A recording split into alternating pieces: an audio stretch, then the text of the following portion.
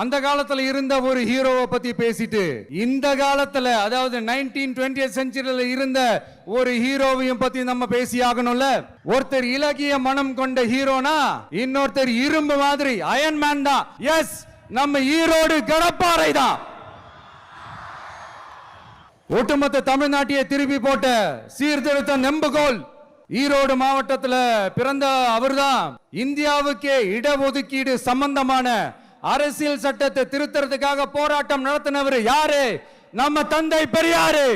100 வருஷத்துக்கு முன்னாடியே வகுப்பு வாரி பிரதிநிதித்துவம் வேணும்னு கேட்டவர்.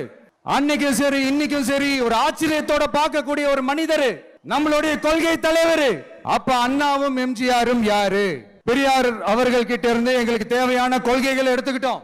அவரை ஃபாலோ பண்ற, அவரை வழிகாட்டி ஏத்துக்கிட்ட அண்ணா அவர்கள் கிட்ட இருந்தோம், எம்ஜிஆர் அவர்கள் கிட்ட இருந்தோம் தேர்தல் அணுகுமுறையை எடுத்துக்கிட்டோம். அண்ணாவும் எம்ஜிஆரும் தமிழ்நாட்டோட சொத்து. அவங்கள பயன்படுத்துறத பத்தி யாரும் இங்க கம்ப்ளைண்ட் எல்லாம் பண்ண முடியாது. அண்ணா எங்களோடது, எம்ஜிஆர் எங்களோடது, நீங்களா எடுத்துக்க கூடாது அப்படிலாம் யாரும் இங்க அழுதுட்டு இருக்க முடியாது. சொல்லிவிட்டேன்.